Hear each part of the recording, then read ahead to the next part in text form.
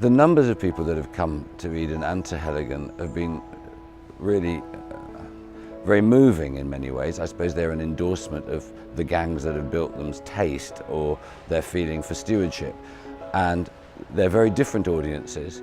One is perhaps interested in the new and the bright and the optimistic.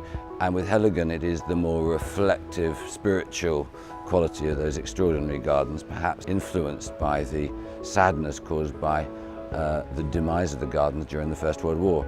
And I don't think I ever thought about numbers and success. I just had, if I was honest, I've always had a feeling that if I loved something, other people might love it too. Therefore, I never really doubted that others would like it. That sounds arrogant, but I think that's one of the things I always tell young people. Trust your instincts, because most of our instincts are pretty good if you trust them. And if you like something, there will be millions and millions and millions who like it too.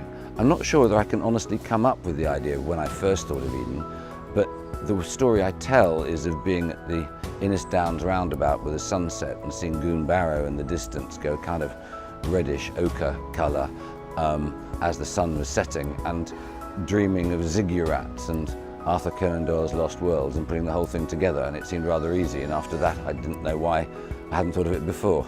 The only time I ever had doubts that we were not going to build it was in 1999 when we were standing on the edge of the pit, and where the current visitor centre is went a sort of red blancmange colour, and the whole hillside slid into the bottom of the pit. All the water, it had been raining unbelievably, and the water had undermined the substrate, and 1.5 million tonnes ended up in the bottom. But after it, we had these incredible Irish guys led by someone called Jerry O'Leary, who was the most extraordinary man.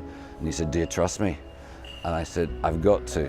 And after that, there was the most incredible industrial choreography as they put the whole hillside back together again, and the work started. And I think in a way, it was sort of archetypal for us that it was that extraordinary can-do spirit that they demonstrated that gave us the confidence to go forward.